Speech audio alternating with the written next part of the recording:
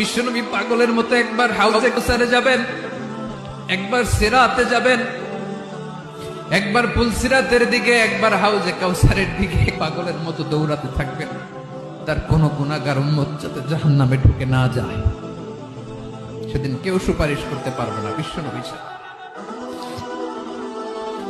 এজন্য 5 নম্বর আল্লাহ বললেন, মান যাল্লাযী ইয়াশফাউ ইনদাহু ইল্লা বিইযনিহি।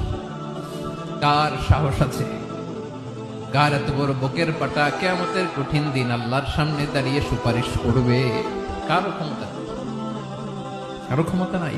বিশ্বনবী সেদিন সেজদায় পড়ে উম্মতের জন্য কাঁদবেন, সবাই কাঁদবে, নফসি নফসি, আল্লাহ আমারে বাঁচাও, আল্লাহ আমারে বাঁচাও। বিশ্বনবী বলবেন, উম্মতি উম্মতি।